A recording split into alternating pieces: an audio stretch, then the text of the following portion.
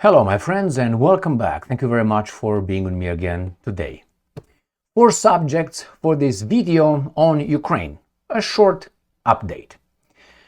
The first topic is the Ukrainians. We're told that they are willing to fight against the Russians. Well, we have evidence on the contrary. The Ukrainians don't want to fight the Russians. That's the first one. The second one, the Russians take control of another settlement in the Donetsk People Republic, which between you and I can't remember the last time when the Ukrainians took control of a town or settlement. Another topic that we have here is Argentina, I would say, breaks a protocol, unwritten protocol. That is, captures spies, which happens all the time in all the countries, but they advertise who the spies were. That is, Russian spies in Argentina. Do you think that Russians could not just capture a few Argentinian spies in Russia? If they are. All right, that's another topic. And the last topic, we have the Ukrainians detecting the first Russian AI-controlled Shahed drone. So the Russians must be stealing the technology from the Americans, we're told.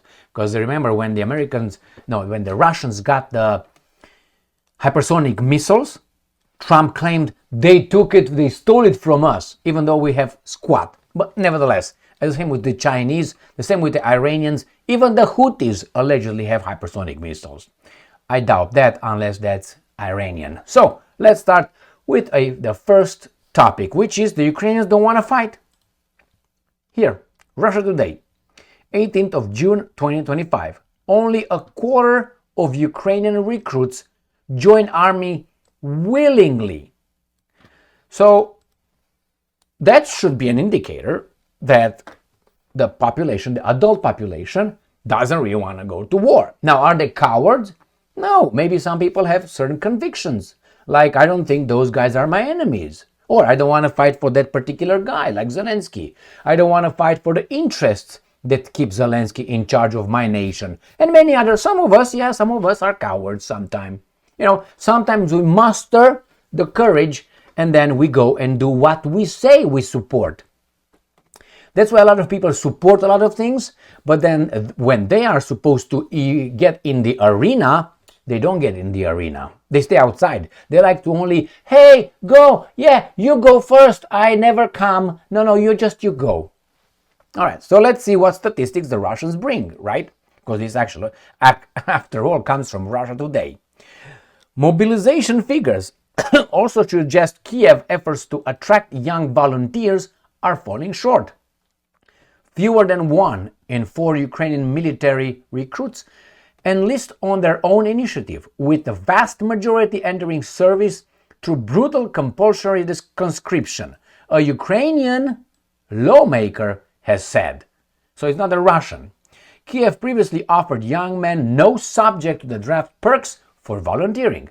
Ukraine's military relies on mandatory enlistment for men aged 25 to 60, enforced by the country's territorial centers of recruitment and social support, TCR, taking care of business, right? Which have been widely criticized for aggressive tactics and abuses. All right, and I'm quoting this guy. The recruitment centers cover 20 to 25% of mobilization targets at most. The rest, unfortunately, the TCRs are ordered to provide. The quality of their work is abysmal because they draft everyone. You got it? So according to these guys, 1 in 4 are willingly volunteering, mandatory volunteering, if you know what I mean. Now, I'm not looking down on those people. That's from the get-go. Because war is war, okay? And if you haven't been in a war, then at least you have information about what actually happens in a war.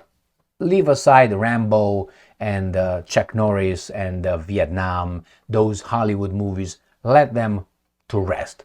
All right, next one. New voice of Ukraine. Ukraine detects first Russian AI-controlled Shahed drone. Oh yeah, of course we continue. Why not? Of course. All right, Ukraine recorded the first use. Oh my God, all are you? Russian Shahed drones equipped with a built-in camera, an artificial intelligence module with machine vision, and a direct radio control system on June 18th, according to Serhiy Flash Bestrex, a specialist in radio electronic warfare intelligence. The drone's radio modem allows remote control from up to 150 kilometers beyond Russia's borders or the front line. With airborne signal repeaters in Ukrainian airspace, this range could extend further. So, my friends, well, it seems like the Russians are not, as Harry Truman said in his was it a memoir or some, I can't remember. I know where I read it, and it was historian David Irvin. I highly recommend him. I know he's a bad guy, but the bad guys actually tell the truth, and the good guys are telling the narrative. So he said in one of his books about Harry Truman being very happy about meeting Stalin and all that, and he was very surprised, Harry Truman, when he was the president, to hear that the Soviets acquired a atomic bomb, and he said he couldn't believe those could pull out, something like this. That's how it is. Anyway, so yeah, the Russians, it seems like they're very good inventors and innovators, and these are not from the paperclip operation from the Second World War conducted by the Americans. This is from the Jubu operation conducted by the Russians within their people.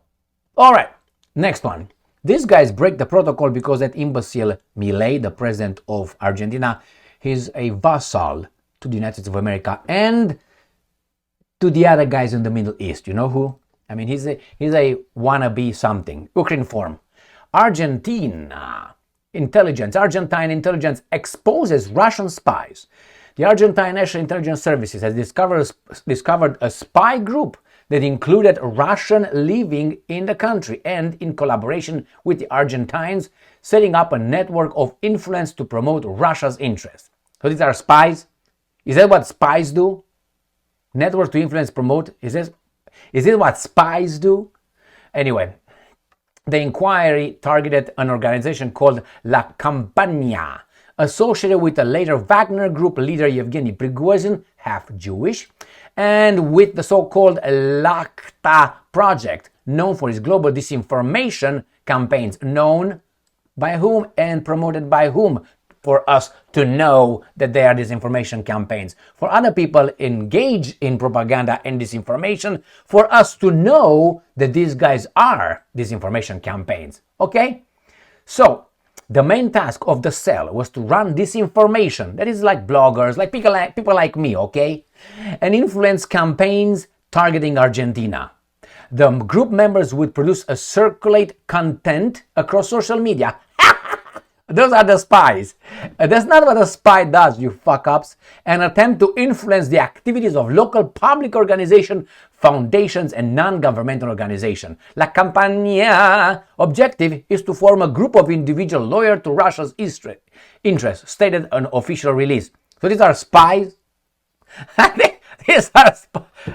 According to Argentine intelligence, the scheme involved a Russian citizen, Lev, I suspect this is Jewish, Andriashvili, which could be a Georgian Jew. Why, usually they like this. Lev means lion, like Lev, Yashin and so on, who resides in Argentina. He was responsible for financing the network and developing ties with local activists. His accomplice was his spouse, Yakov. Yakov. You see how you get him? Irina Yakovenko. Do you remember what his name was?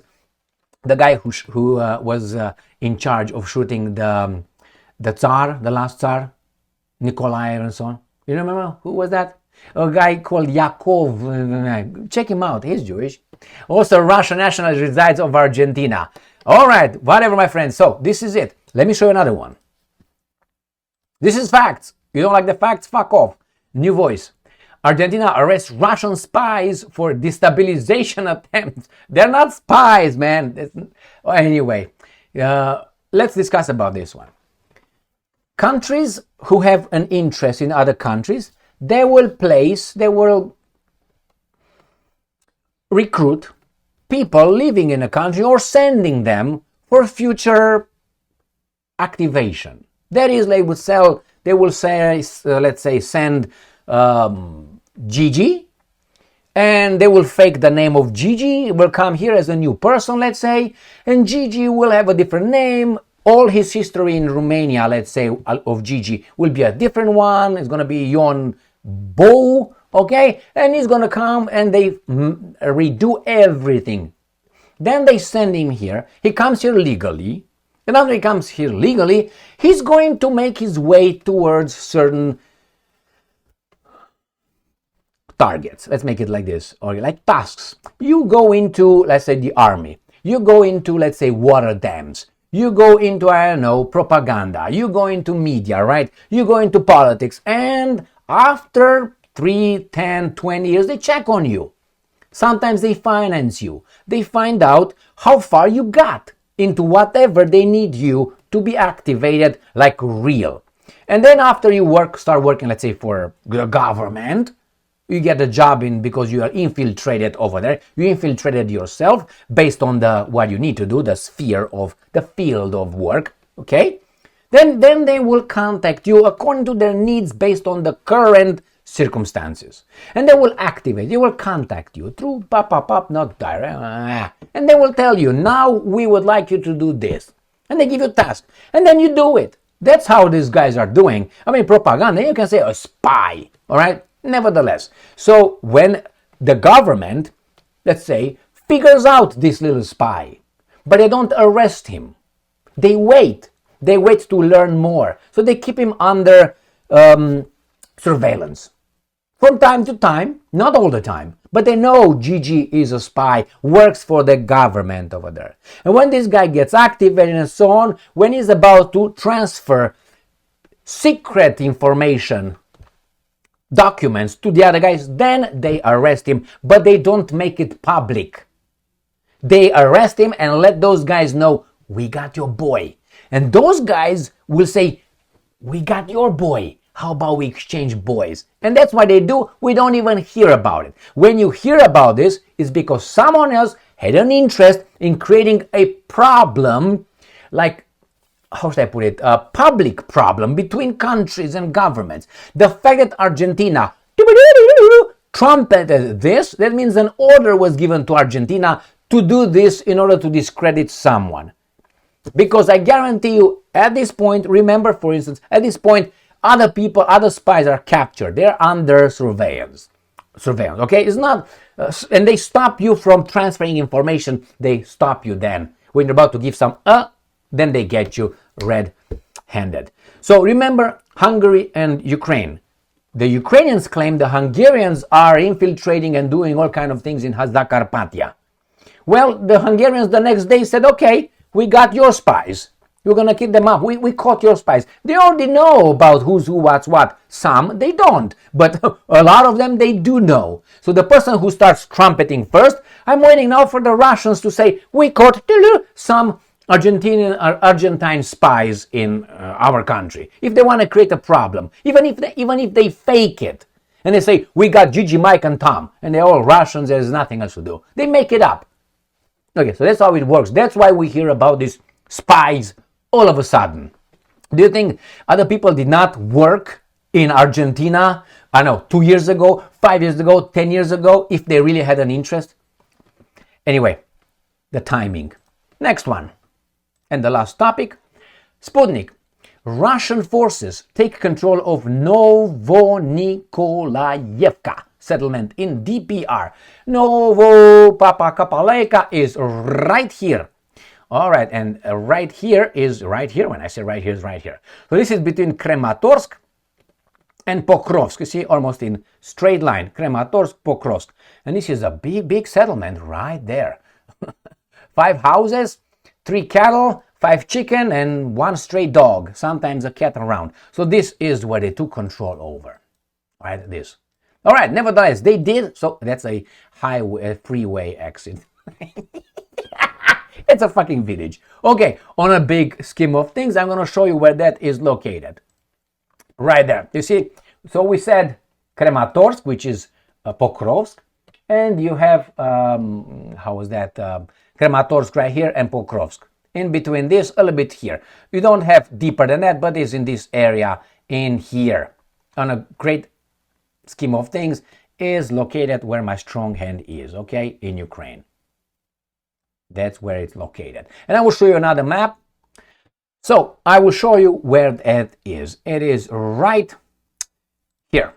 So here is the Novonikolayevka. In here between Krematorsk and Pokrovsk, which is down here.